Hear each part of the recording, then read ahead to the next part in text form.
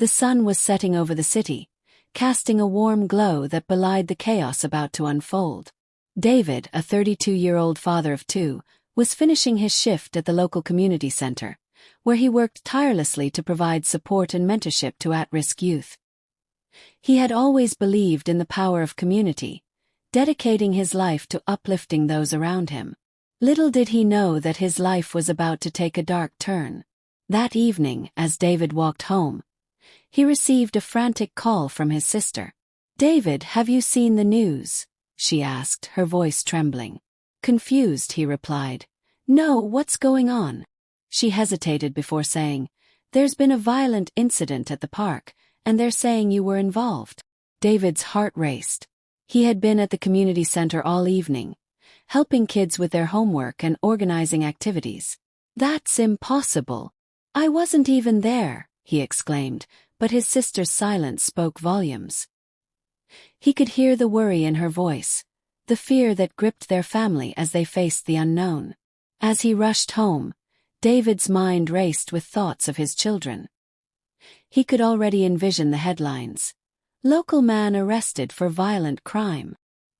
He knew how the media operated, how they thrived on sensationalism, often overlooking the truth in favor of a more compelling narrative. But this was different. This was his life. When he arrived home, the atmosphere was tense. News crews had gathered outside, cameras flashing as they reported on the incident. David's heart sank as he saw his name splashed across the screen, accompanied by images that painted him as a dangerous criminal.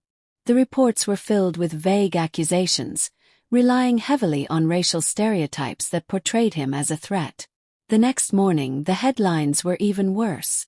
"Black man arrested in park assault, community on edge." The articles were riddled with inflammatory language, describing David as a menace and a predator. The media's portrayal was not just damaging, it was dehumanizing. David felt as if he were being stripped of his identity, reduced to a caricature of fear and violence. As the days passed, the coverage intensified. News outlets interviewed neighbors who had never met David but were quick to share their opinions, often echoing the same racial biases that fueled the narrative. "I always thought he was trouble," one neighbor said, while another claimed, "You can't trust people like him." David felt the weight of their words, the judgment that came from ignorance and fear. Despite the lack of evidence linking him to the crime, the media frenzy created a toxic environment. Public opinion turned against him, and the community that once embraced him now viewed him with suspicion. David's friends and family struggled to defend him, but the narrative had already taken hold. The damage was done. As David sat in his living room, watching the news reports unfold, he realized that the media had a profound responsibility. They shaped perceptions, influenced juries, and ultimately determined the fate of individuals like him. He felt a growing sense of urgency to fight back, to reclaim his narrative and expose the truth behind the sensationalism. Little did he know that this was just the beginning of a long and arduous journey, one that would challenge not only his freedom but also the very fabric of justice itself. The day after the media storm began, David was jolted awake by the sound of heavy knocking on his front door. His heart raced as he glanced at the clock. It was still early morning. He quickly dressed, his mind racing with thoughts of the news reports and the accusations swirling around him. As he opened the door, he was met by two police officers, their expressions serious. "David Johnson," one of them asked, and he nodded, his stomach sinking. "We need to ask you a few questions regarding the incident at the park last night." David felt a wave of panic wash over him. "I didn't do anything. I was at the community center," he protested, but the officers stepped inside, their presence looming over him like a dark cloud.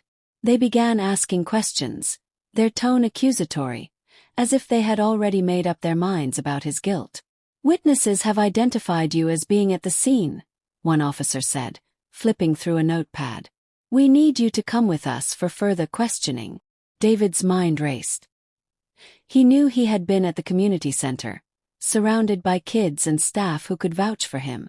But as he was led away in handcuffs, He felt the weight of the media's narrative pressing down on him. The officers' expressions were cold, and he could sense their skepticism. At the precinct, the interrogation room felt sterile and oppressive. David sat across from the detectives, who bombarded him with questions, their voices rising in intensity. "Why were you at the park? What were you doing there?" they demanded, as if trying to trap him in a web of their own making. "I told you I was at work. I have witnesses," David insisted, but the detectives seemed uninterested in the truth. They were more focused on the sensational story that had already taken root in the media. Hours passed, and David felt the walls closing in. He was exhausted both physically and emotionally. The detectives finally left him alone, and he sat in silence, grappling with the reality of his situation. The media had painted him as a monster, and now the police were treating him as one. When he was finally released, David stepped outside to find a throng of reporters waiting for him. Cameras flashed, and microphones were thrust in his direction. "David, how do you respond to the allegations?" one reporter shouted. He felt a surge of anger and frustration. "I'm innocent. I didn't do anything," he shouted back, but the words felt hollow against the backdrop of the media frenzy. As he walked away, he could hear the reporters speculating about his guilt, their voices echoing in his mind. That night, David sat in his living room, staring at the television as news anchors dissected the case. They spoke of him as if he were a character in a crime drama, stripping away his humanity. The headlines continued to sensationalize the story, focusing on his race and the supposed threat he posed to the community. David felt a deep sense of despair. The media had created a narrative that overshadowed the truth, and he was powerless to stop it. He knew he had to fight back, not just for himself but for others who had been wronged by a system that prioritized sensationalism over justice. As he lay in bed that night, he made a silent vow. He would not let the media define him. He would reclaim his story and expose the truth behind the headlines, no matter how difficult the journey ahead would be.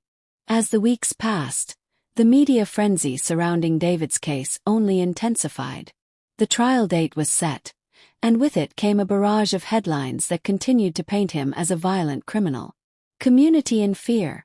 Local man faces trial for park assault," read one article, while another declared, "The face of violence, David Johnson's dark past." Each report seemed to dig deeper into his life, dredging up old mistakes and amplifying them to fit the narrative of a dangerous man. David felt the weight of the world on his shoulders as he prepared for the trial. He had hired a defense attorney, Lisa, who was passionate and determined but also overwhelmed by the media's influence on public perception. "We need to focus on the evidence, David," she urged him during their meetings. "We can't let the media dictate how the jury sees you." But as David sat in the courtroom on the first day of the trial, he couldn't shake the feeling that the battle was already lost.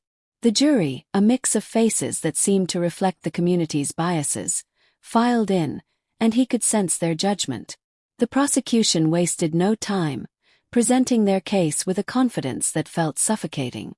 Witnesses were called to the stand, many of whom had been influenced by the media's portrayal of David.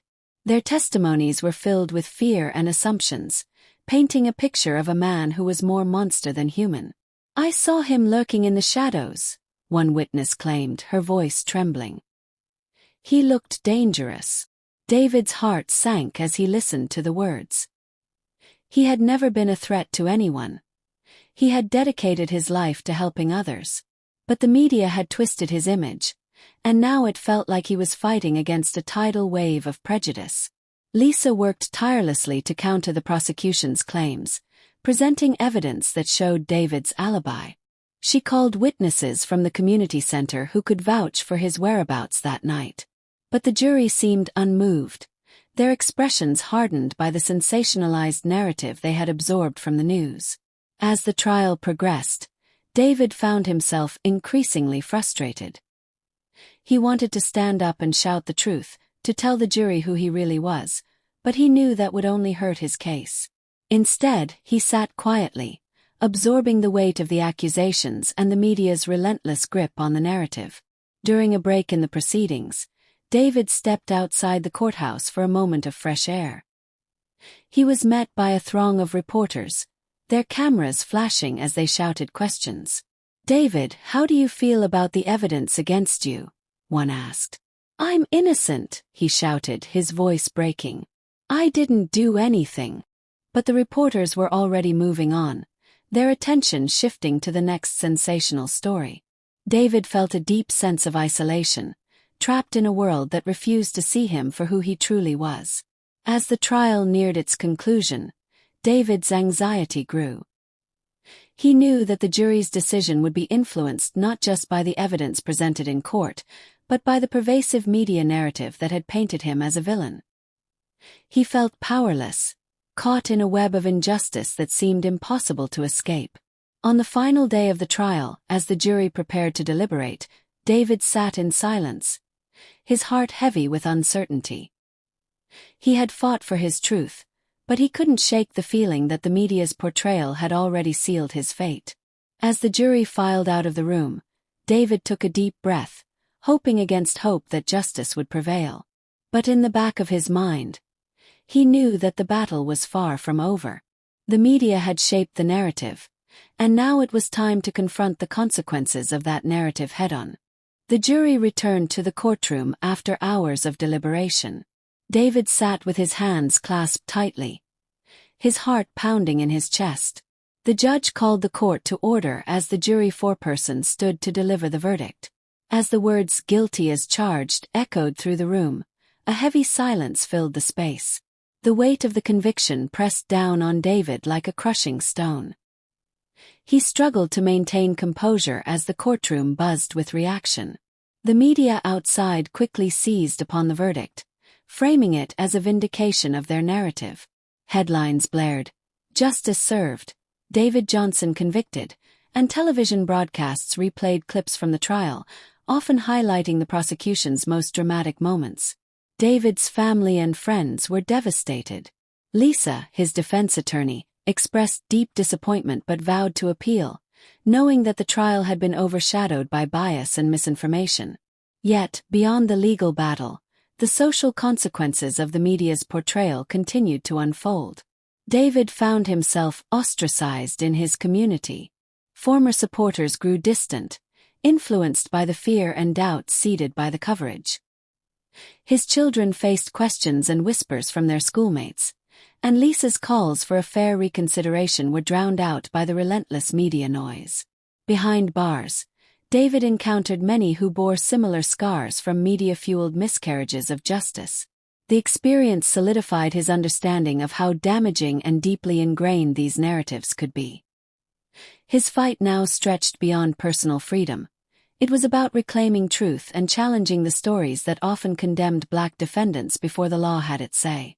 David's journey was a stark reminder of the power of media, not just to inform but to influence justice, sometimes with devastating consequences. In the shadow of his conviction, he vowed to become more than a victim of the system. He would become an advocate, shining a light on the harm caused by sensationalized and biased reporting, pushing for a justice system where truth, not narrative, guides the outcome.